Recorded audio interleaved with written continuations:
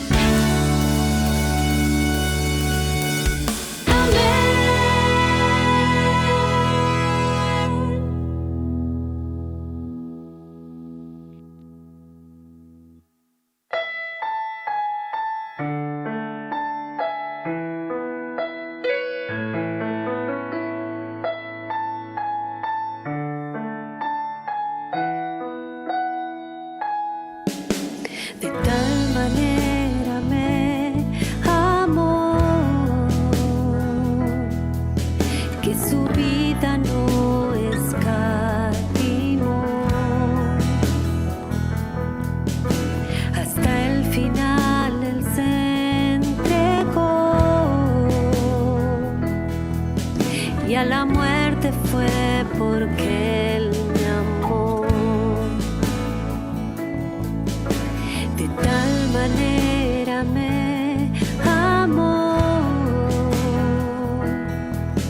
y no hay forma en que podré pagar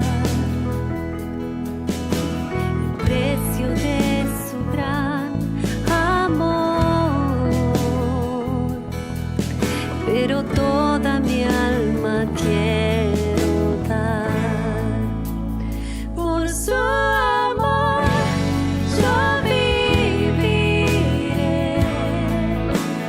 de su amor, yo cantaré con mi Jesús, caminaré, porque Él me amó a mí. Por su amor yo viviré, de su amor yo cantaré, con mi Jesús caminaré, porque Él murió por mí. Le seguiré.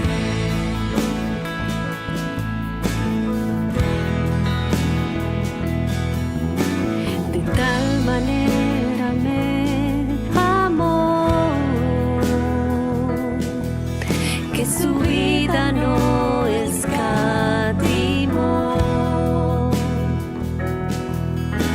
Hasta el final Él se entregó, y a la muerte fue porque Él me amó. De tal manera me amó, y no hay forma en que podré pagar el precio de su gran amor. Pero toda mi alma quiero dar por su amor. Yo viviré de su amor, yo cantaré.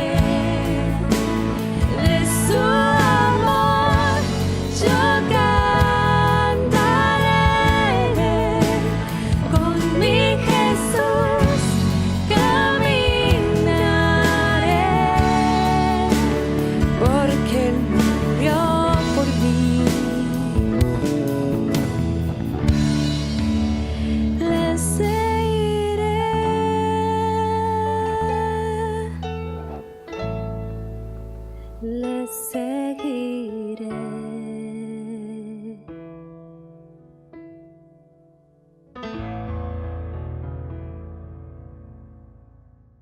Prepara tu corazón para escuchar la palabra de Dios. Dios te bendiga.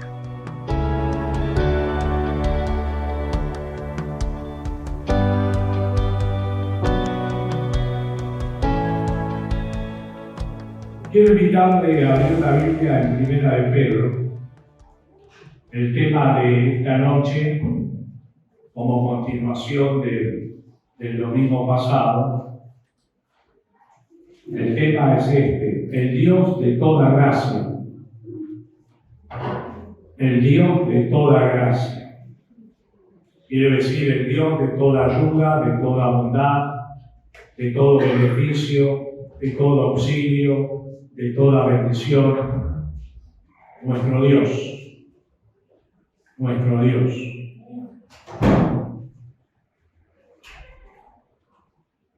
Primera de Pedro, capítulo 5, versículo 6.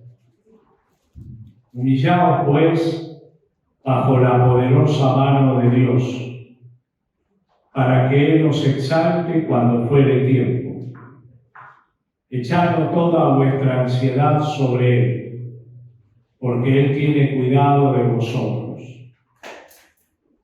Sed sobrios y velad, porque vuestro adversario, el diablo, como león rugiente, anda alrededor buscando a quien devorar, al cual resistid firmes en la fe, sabiendo que los mismos padecimientos se van cumpliendo en vuestros hermanos en todo el mundo. Y aquí está el texto central, corazón del pasaje.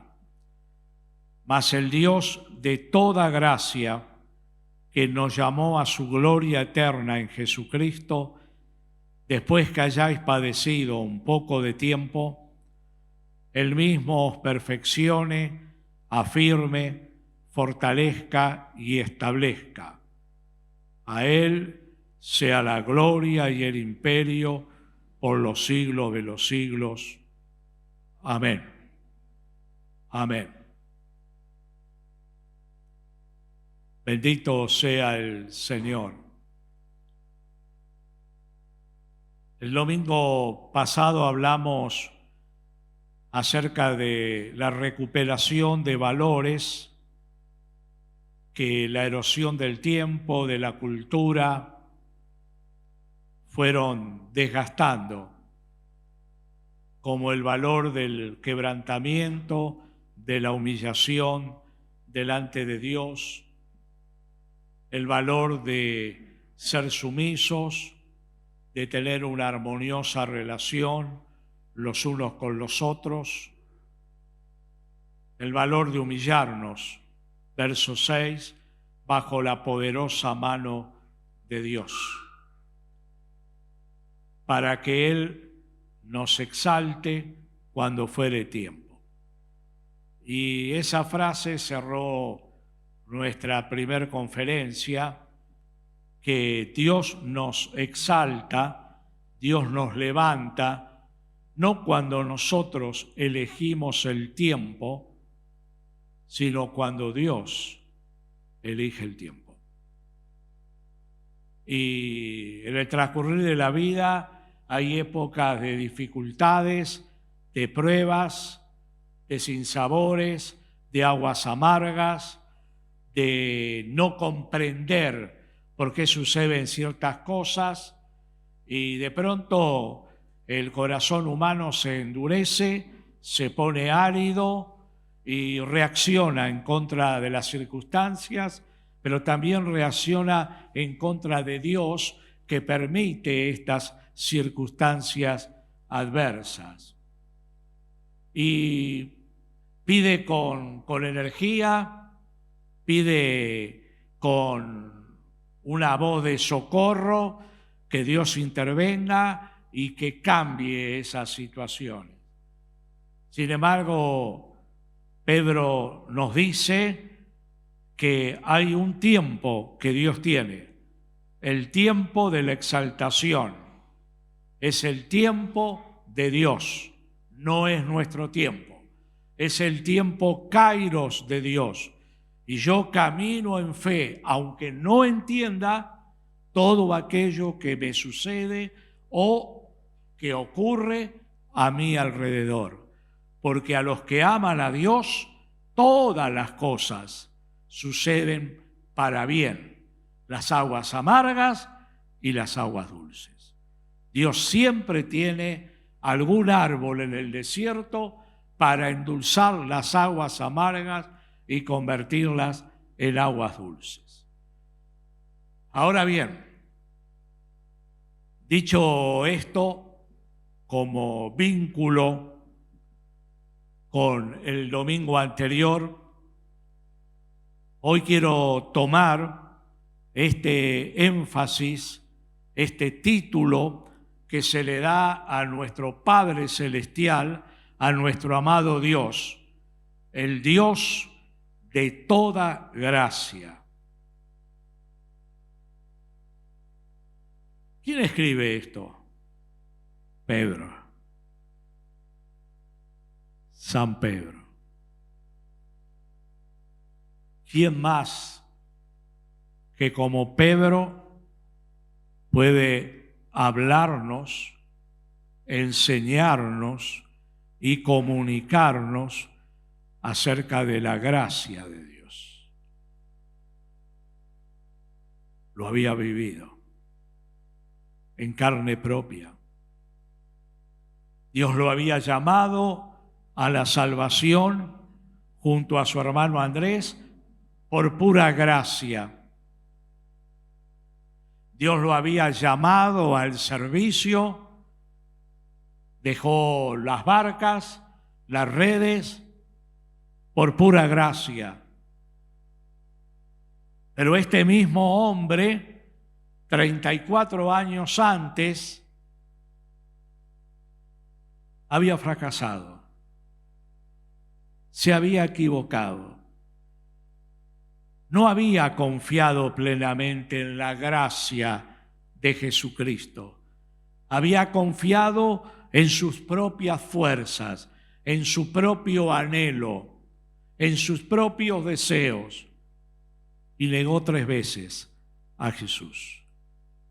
Es este hombre el que recibe la gracia restauradora del Señor Jesucristo, que lo vuelve a levantar.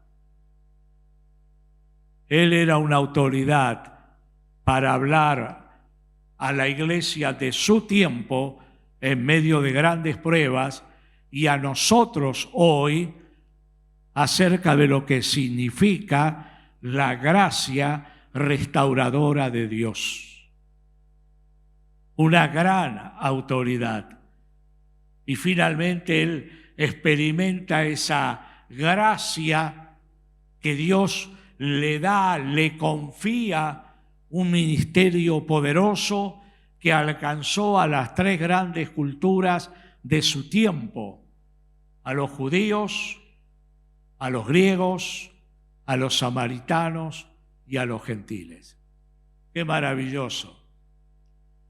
Cuando uno entiende lo que había vivido Pedro, uno puede entender qué había en su pensamiento, qué transmitía su corazón acerca de la gracia de Dios. Si él estuviera aquí y nos daría el testimonio, diría: yo vivo por la gracia de Dios. Es esa gracia de Dios que partió de su corazón de la eternidad. Es esa gracia de Dios que me levantó tantas veces en esos 3 años y medio de ministerio. Es esa gracia de Dios que me dio una segunda oportunidad. Es esa gracia de Dios inconfundible. De esa gracia les quiero hablar, amada iglesia. Ustedes que sufren, que materialmente lo han perdido casi todo. El Dios de toda gracia camina con ustedes. El Dios de toda gracia no los va a abandonar jamás, porque Él los llamó a su gloria eterna. Ellos habían perdido las ataduras de este mundo, lo material. Pero vaya a la iglesia del siglo XXI, que muchas veces está atada a lo material y pierde el valor de las realidades espirituales. Esta iglesia ya no estaba aferrada a nada porque no lo tenía. Sin embargo, Pedro le dice, la gracia de Dios va a suplir cada una de sus necesidades.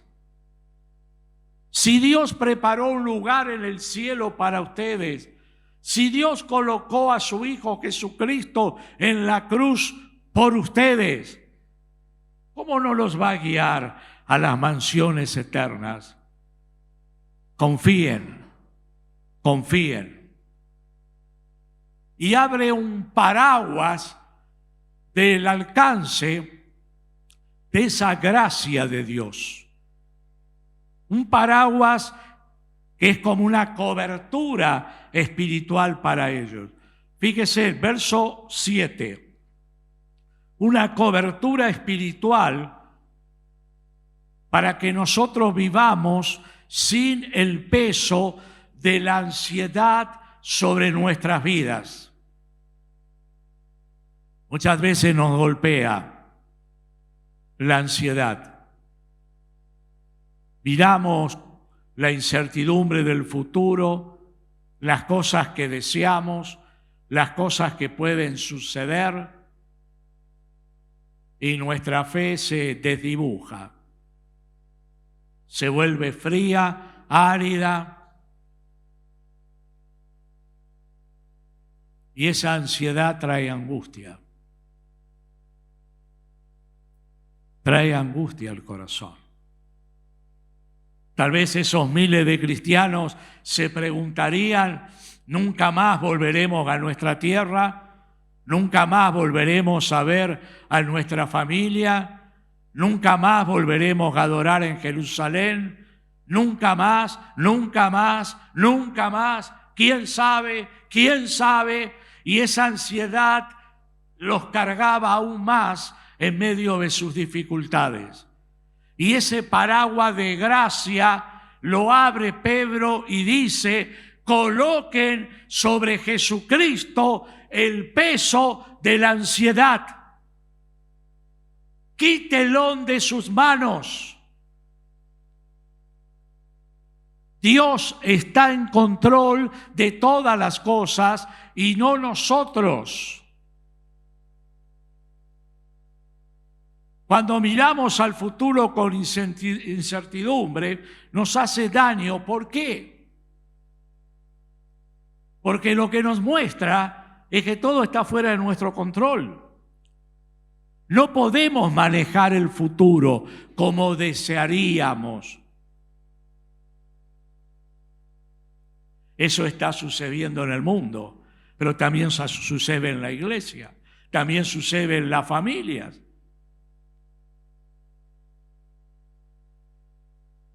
Y hay dos remedios que la gracia de Dios nos enseña en el sermón más extraordinario que se haya predicado nunca antes, que es el sermón del monte, de la montaña. El primer remedio que el Señor Jesucristo enseñó acerca de la ansiedad para vencerla, para curarla, para mirar al futuro con descanso en la gracia de Dios, es vivan un día a la vez. Simple. Jesús dijo, basta cada día su propio mal. No te cargues pensando en lo que va a suceder dentro de 15 días, de un mes, de 3 años, de 5 años, porque está fuera del alcance de tu control. Ni siquiera tal vez lo vas a vivir, porque el Señor te llevó antes. Pero generalmente no suceden esos acontecimientos como nosotros los pensamos. Y hacemos toda una película que realmente nunca sucede. Jesús dice, enfrenten cada día victoriosamente en sus dificultades. Lleven esa carga del día. No añadan más sobre ustedes, porque eso los va a aplastar. El futuro me lo entregan a mí, lo colocan sobre mí, en un acto de fe. Fíjense en su Biblia, hay un verbo que es muy interesante en el griego, echando vuestra ansiedad sobre Él. ¿Quién es Él? Es Jesucristo. Ahora, ese verbo echando conlleva, indica un esfuerzo nuestro. Es como que la ansiedad es como si fuera un manto, un mantel, que yo lo tomo y lo saco de mi control y lo coloco sobre Jesús y quedo libre. Hay un esfuerzo, pero hay una decisión mía de entregarlo a Jesús.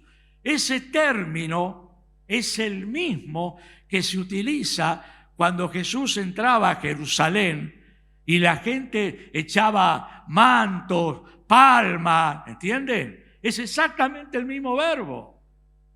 La gente, ¿qué hacía? Lo tiraba sobre Jesús y sus manos quedaban vacías. Ahora lo que dice Pedro es, ¿qué tienen que hacer con la ansiedad? Colóquenla sobre Jesús. Es un acto de fe y de renunciamiento. Tú no vas a resolver tus problemas de ansiedad, tus problemas mirando al futuro. Solo Jesús lo puede hacer.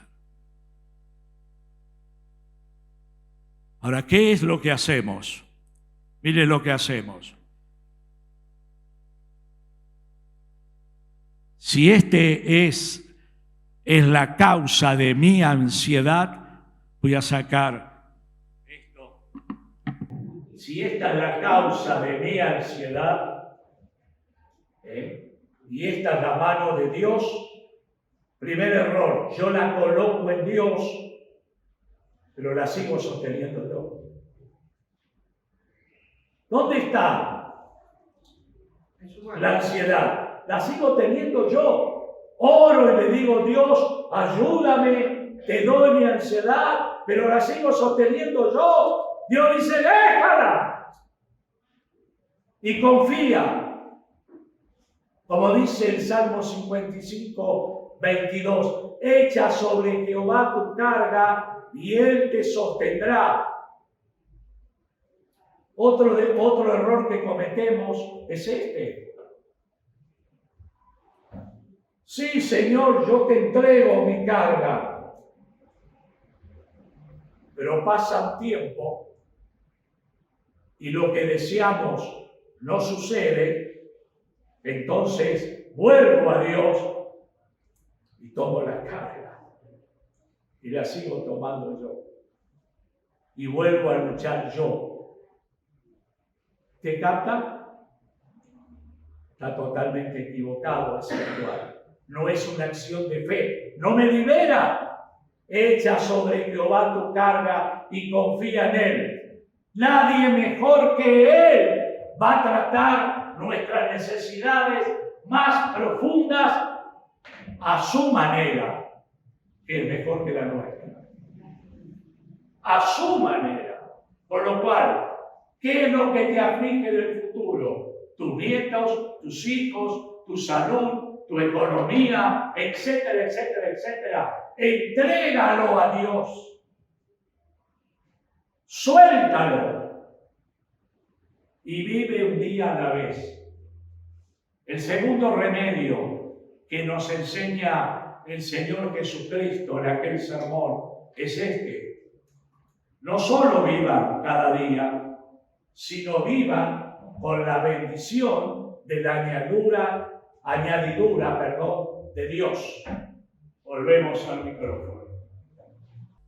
Yo tengo uno incorporado, como verán. La añadidura de Dios. ¿Qué dijo Jesús? ¿El contexto de qué está hablando? Está hablando de la alimentación, está hablando del abrigo, está hablando de las necesidades materiales. ¿Y qué dice Jesús? El Señor dice, busquen primero el reino de Dios y su justicia, y las demás cosas, estas, el alimento, etcétera, etcétera, etcétera, vendrán como añadidura. Cuando lo hacemos al revés, caemos en la espiral de la depresión, del desorden y del error, porque Dios ya no es lo primero en nuestra vida. Perdemos la bendición de la añadidura y vivimos en el esfuerzo propio por alcanzar las cosas. Y eso nos carga, eso provoca ansiedad en nosotros.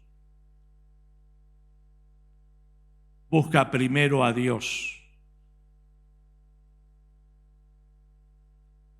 Y esto es práctico, hermanos, es muy práctico.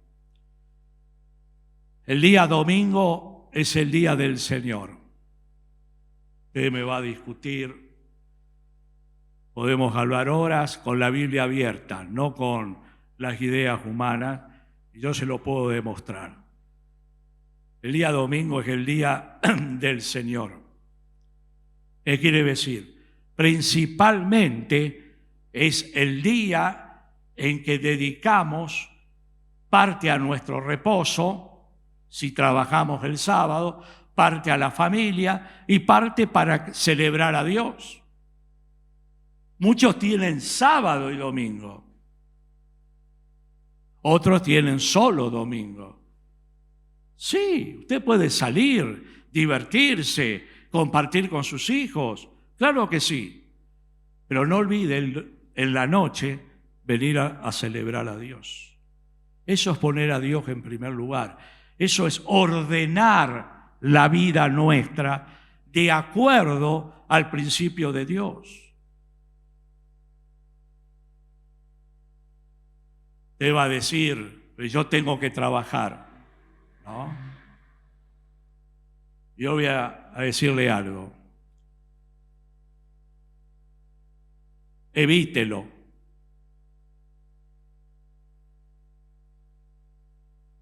Y yo estoy seguro que si yo lo pongo a Dios y le digo, Dios, yo quiero ofrendarte el domingo para celebrarte a ti con el pueblo, Dios le va a dar otro trabajo. Un trabajo donde usted tenga otra libertad. Nosotros, cuando estábamos en la iglesia de Saavedra, teníamos un conjunto de bailarines del Colón que se habían convertido y que formaban parte de la membresía. La primer bailarina del Colón, Silvia Basilis, ¿no? Y ella evitaba el domingo, trabajar el domingo. Solo lo aceptaba cuando le tocaban giras en el exterior, era inevitable. El sábado sí. Bailaba en el Colón, viernes, sábado, los grandes eventos. El domingo a la mañana era diaconisa. Nosotros llegábamos, ¿sabe qué estaba haciendo Silvia? Nunca, pues se acostaba a las 4 de la mañana. Usted sabe que hay un desgaste físico muy grande en el baile, del ballet. No faltaba nunca. Tenía su trapito. ¿Qué está haciendo, Silvia? Estoy limpiando la silla, porque ahora vienen los hermanos. Y limpiaba toda la silla. Eso es poner a Dios en primer lugar. Eso es poner a Dios, ¿no? Entonces, tal vez resignaba algo de su sueldo, pero vivía tan feliz sirviendo a Dios, glorificando al Señor. Hermanos, aprovechemos la libertad que Dios nos da. Usted me lo va a oír repetidamente, porque las leyes que se están promulgando a espaldas nuestras son anticristianas y se oponen a muchas de las libertades que usted y yo estamos disfrutando hoy. Abra los ojos, disfrute, termina el culto. Ahora ya no es necesario que usted salga disparando. Vaya al fondo, vaya adelante, salude a sus hermanos, comparta con ellos, disfrute de la vida de Dios. Si usted sale disparando, en la semana no ve a nadie, ¿dónde comparte la comunión? Los dos remedios: busque primero el reino de Dios, viva un día a la vez. Deposite en Jesús esa ansiedad. Y en ese paraguas debajo, la gracia de Dios que actúa. Y Pedro dice a la iglesia: sed sobrios y velad.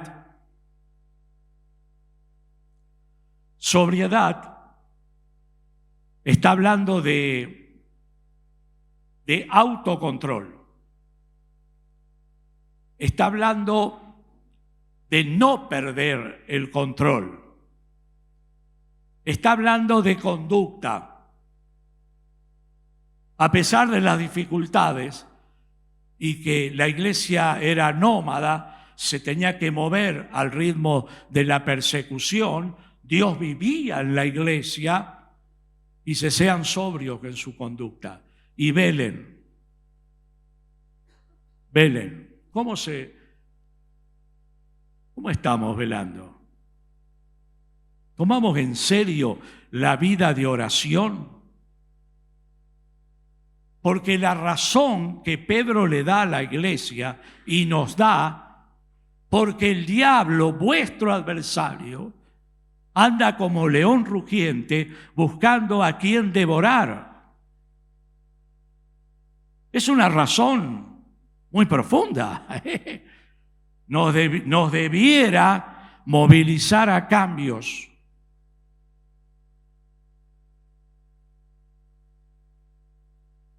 Buscando a quien devorar. ¿A quién va a devorar? Al más débil. Al que ha descuidado su vida espiritual, al que le ofrece más blancos para sus ataques.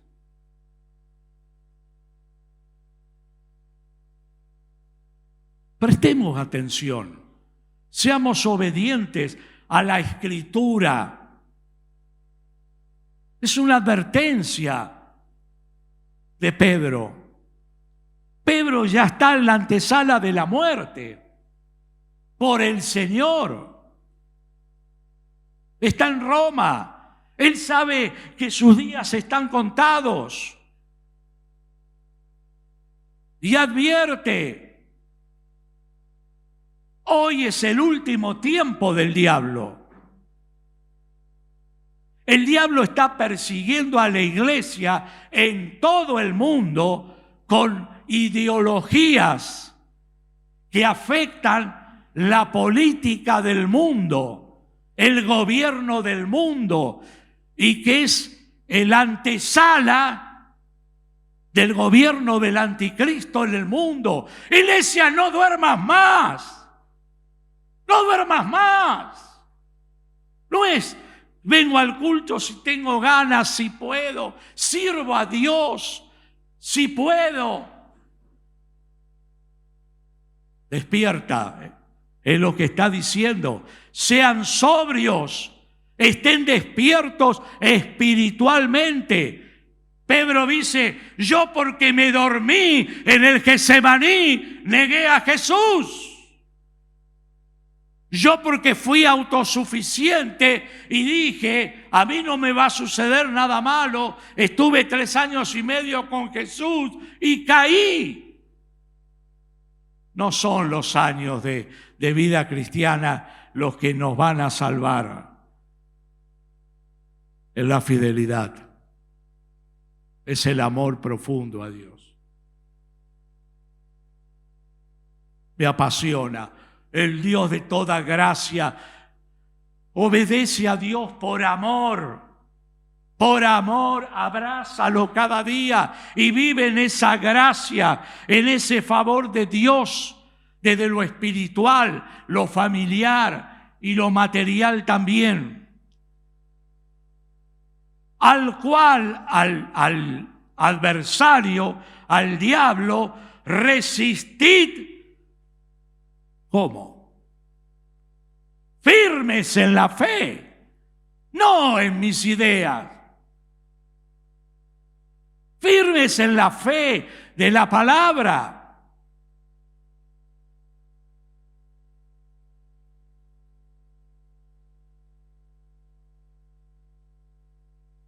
Diría San Pablo hablando a la iglesia en Éfeso, tomad el escudo de la fe.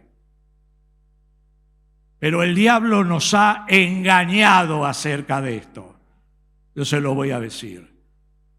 El diablo es mentiroso desde el principio. El diablo ha privatizado la fe.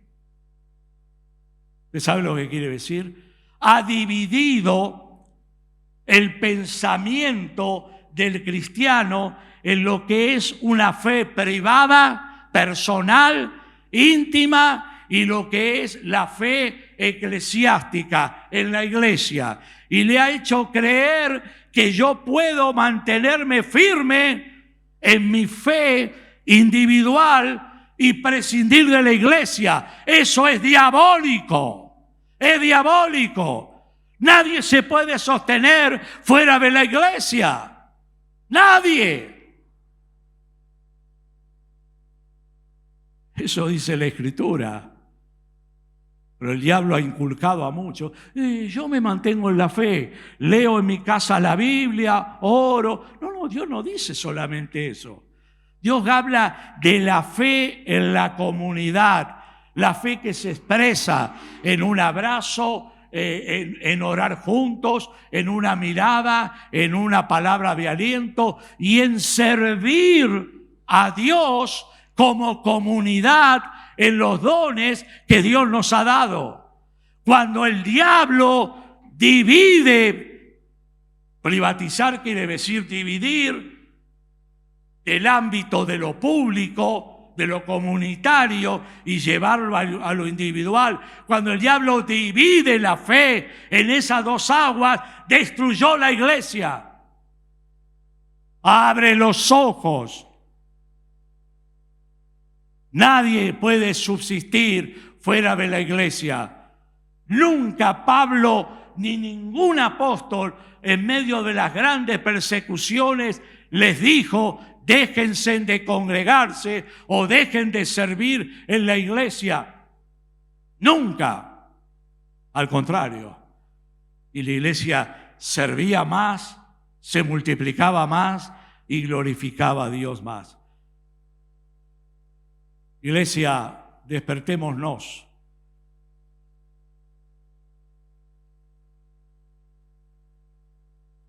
El diablo está por arriba de la pandemia. Él se mueve en otra dimensión. No se cansa nunca. Tiene sus emisarios que se mueven en todo lado y trata de destruirnos, de confundirnos, de seducirnos, de engañarnos y de devorarnos.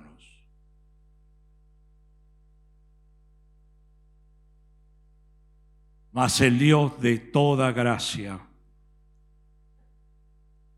después que hayáis padecido un poco de tiempo, Pedro dice, como le sucede a miles en otras partes del mundo.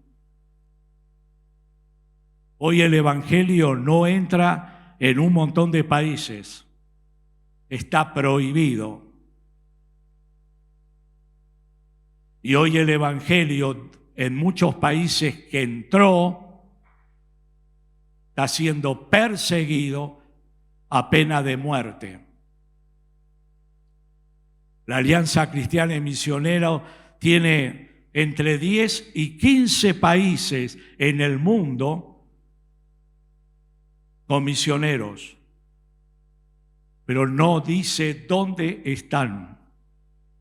Son lugares secretos. Los otros 70 sí, esos son lugares secretos, no se puede decir. Despertémonos. Hablemos de Jesús. Invitemos a las personas para que le busquen. Tengamos la alegría de ver personas que se encuentran con Dios y Dios le cambia su estilo de vida. Hay mucho dolor en el mundo. Hay mucho dolor alrededor nuestro y tal vez hay mucho dolor entre muchos de ustedes. Hay cosas que se pueden resolver del pasado, otras que no. Pero hay gracia de Dios, hay fuerza de Dios, hay ayuda de Dios para levantarte, para vencer lo que no se puede cambiar, pero sí para moverte en dirección que agrada a Dios, por lo cual Dios te va a dar fuerzas. En estos días leía la historia de Joni Eareckson, una joven atleta cristiana. Tal vez usted vio la película. En 1967, Joni, mientras practicaba su deporte, tuvo un accidente fatal. Y ese accidente la llevó a una parálisis casi absoluta de su cuerpo.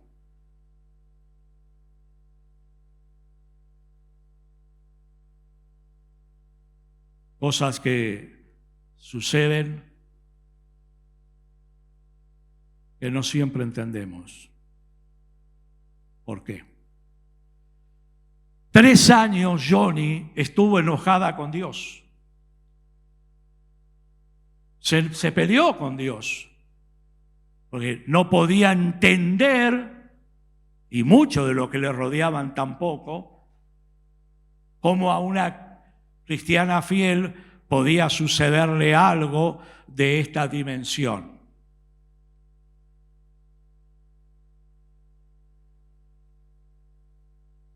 Hasta que un día Dios la visitó. Dios tuvo misericordia de Joni. Usted dirá, ¿la sanó? No. Digamos, perdón, no le sanó el cuerpo, le sanó el alma. ¿Sabe cómo lo hizo Dios? Dios le puso en la mente este pensamiento. Cuando Jesús, Joni, murió por ti en la cruz, esas 6 horas de dolor colgado de la cruz, con su cuerpo inmóvil, no se podía mover en absoluto, solo podía hablar y sufría terriblemente, lo hizo por amor a ti.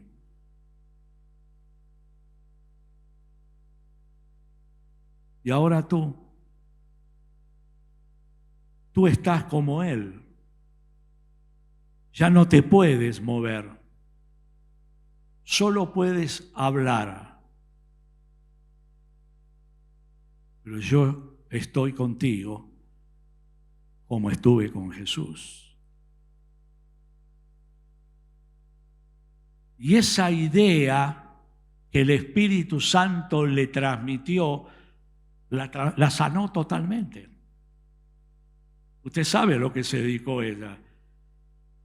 Hablaba de Jesús y tomaba los pinceles con la boca y pintaba para darle gloria a Dios. La gracia de Dios, el Dios de toda gracia, impactó al mundo con la fe de Johnny. Y Dios le dio las fuerzas, una fuerza espiritual arrolladora como nunca tuvo antes, cuando corría y practicaba el deporte. Pedro dice, ese es nuestro Dios. Aunque sucedan cosas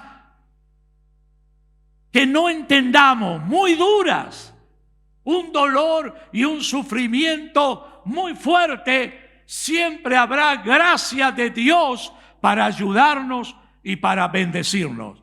Créelo, hermano, y recíbelo, y decláralo. Dios es el Dios de toda gracia para mí. No era solo para aquellos hermanos, para mí hoy. Para mí hoy.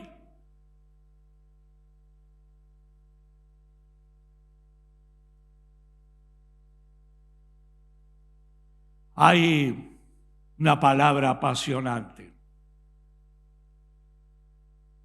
que encontramos en la Escritura. Usted en primera Pedro, fíjese el capítulo 4, da vuelta a la página, versículo 10, dice, cada uno según el don que ha recibido, ministrelo a los otros, está hablando del servicio, como buenos administradores, ¿de qué? De la multiforme gracia de Dios. ¿Qué quiere decir? Multiforme es una palabra griega que se dice poikilos y se traduce multiforme acá, en este texto. ¿Qué quiere decir? Pictórico, colorido, como un arco iris, y él está hablando el arco iris de la gracia de Dios. Ahora, esa misma palabra en Santiago capítulo 1, versículo 2, se nos dice, tened por sumo gozo cuando os halléis ¿en qué? En diversas pruebas. Esa palabra diversas es esta misma. Acá se traduce multiforme y allá se traduce diversas. ¿Qué quiere decir? Quiere decir que, escúchelo bien, usted está pasando por pruebas o podría llegar a pasar. Por cada color de prueba, Dios tiene un color de gracia para ayudarle, para bendecirle, para sostenerle. ¿Usted está solo? ¿Está sola? No se equivoque. Dios está con usted. El que tiene a Dios jamás está solo o está sola. Usted tiene necesidades materiales, ejerza la fe. Dios va a suplirle, el Dios de toda gracia. Usted está enfermo, Dios es poderoso. O para sanarlo o para renovar sus fuerzas y ayudarle a seguir adelante. Dios siempre tiene un beneficio, una respuesta, una ayuda a nuestra necesidad. Créale, recíbalo. Y cuando usted lo cree y recibe esa gracia, su corazón queda confortado, animado.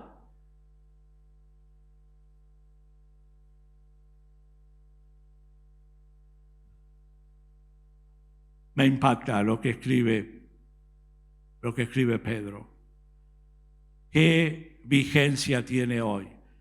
Verso 10, mas el Dios de toda gracia, que nos llamó a su gloria eterna.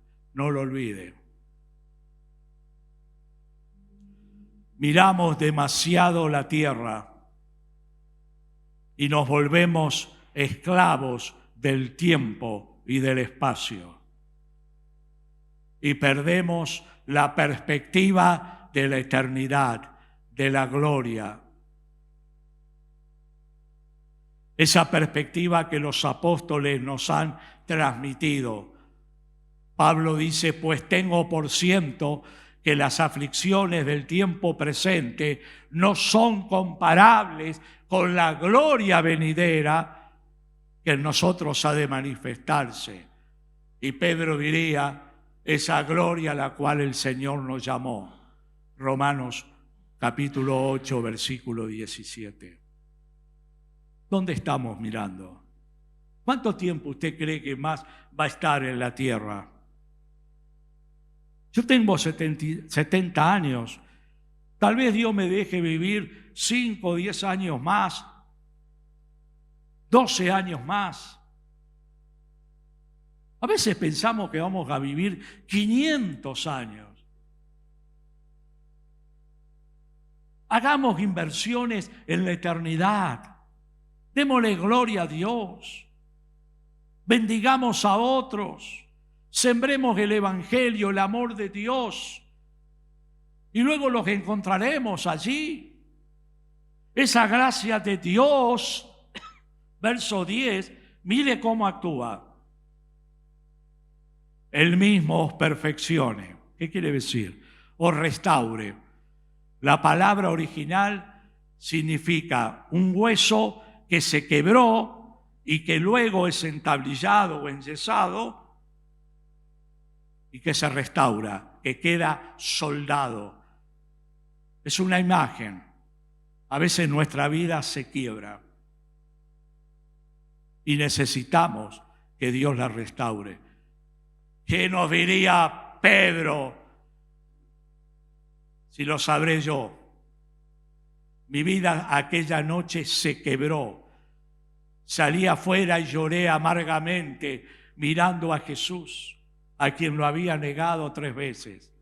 Y miren que yo honestamente daba la vida por Jesús, pero fui débil en ese momento. ¿Y qué hizo Dios? Dios lo restauró. Dios lo restauró. Ese es el término. Perfeccionar o restaurar algo que se rompió. Tal vez en tu vida se rompió algo con Dios. Quedó la fe seca. Abrázalo otra vez a Dios. Pídele perdón. Vuelve a Él. Él te está esperando. Él quiere restaurarte, levantarte, bendecirte, derramar bondad sobre nosotros. ¿Qué más hace el Dios de toda gracia?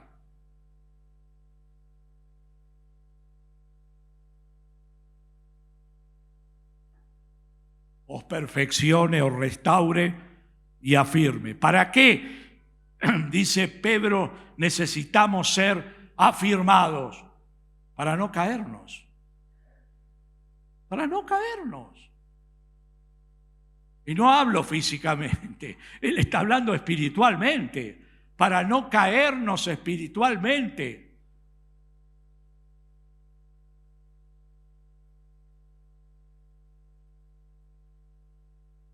Esa operación viene de Dios, de la gracia de Dios. Este Dios de toda gracia derrama fortaleza sobre nosotros. La palabra significa multiplica nuestras fuerzas. Cada día lo buscamos y le pedimos, Señor, de acuerdo a tu palabra, multiplica mis fuerzas. Y Dios lo hace. Por gracia, es un regalo. Isaías diría, Dios multiplica las fuerzas al que no tiene ninguna. Dios lo hace. Es un regalo de su gracia. No es por mérito nuestro. ¿Y qué más hace Dios? Nos establece.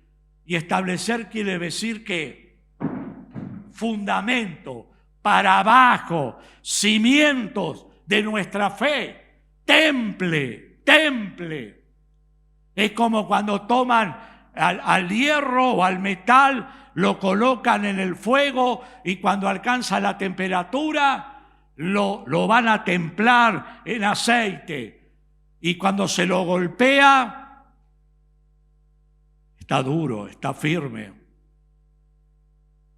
Y Dios permite las dificultades para formar en nosotros un carácter firme, fuerte, establecidos en Él, en la palabra. El Dios de toda gracia. ¿Usted cree que hay algo en la vida de una persona a la cual Dios no puede auxiliar con su gracia? No. Todo. Cristo puede auxiliarnos en todo. Hay que buscarlo.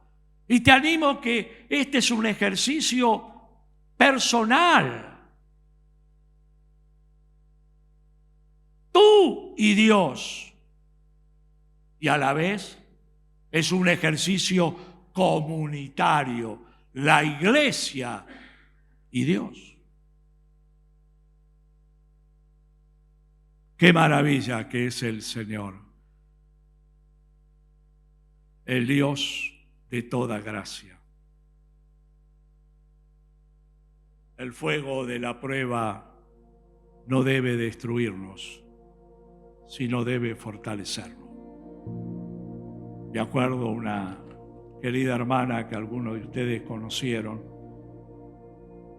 en uno de sus mensajes cuando estábamos allí en Liniers, hablando de las pruebas, y ella dijo que en Estados Unidos hay una clase de árbol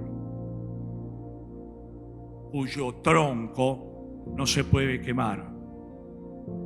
Y el fuego llega al tronco, no lo lastima, no lo daña, no lo quema. Se fortalece y continúa creciendo. Hermanos, seremos probados. Pero seamos como aquellos árboles. Que el fuego nos haga más vigorosos en nuestra fe, más fieles. Porque Dios siempre tiene gracia para auxiliarnos, para bendecirnos, para ayudarnos, para transformarnos. Sí. Este mensaje es para todos.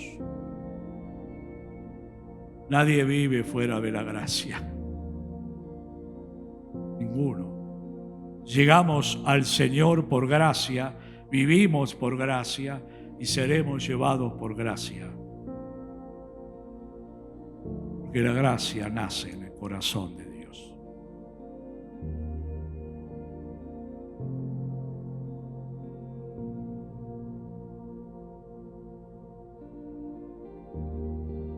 Le invito a cerrar sus ojos y a buscar a Dios. No sé en qué dificultad pudiera estar usted. No sé qué prueba, no sé qué peso del futuro le carga, pero Dios le dice en esta noche: coloca sobre mí ese manto de ansiedad. Dios le dice en esta noche: resiste al diablo y él huirá de vosotros. Dios te dice en esta noche: hay un color de gracia, de bendición mía para cada color de prueba tuya. Pídeme, abrázame, confía en mí. Yo seré tu gracia. Yo seré tu regalo. Yo seré tu ayuda. Yo seré el que multiplica tus fuerzas y las va a multiplicar. Yo sé el que te va a afirmar, el que sanará tus heridas.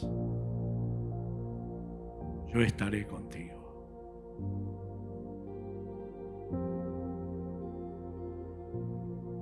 Yo soy tu Dios, querida hija, querido hijo.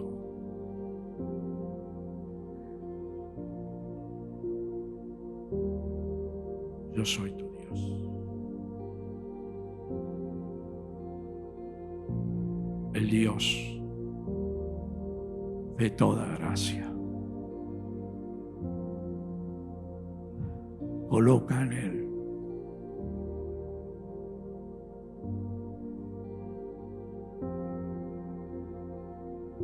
tu ansiedad, tu dolor, tu necesidad, tu angustia, aún tus fracasos. Hay gracia que perdona y da nuevas oportunidades. El martes los esperamos a las 20 horas en nuestra reunión de oración. ¿Tenés alguna petición? ¿Necesitas de Jesús? Ven a las 20 horas y reunámonos para poder orar. El sábado a las 20 horas también aquí en nuestra reunión online. Que Dios te bendiga y tengas una semana de grandes bendiciones.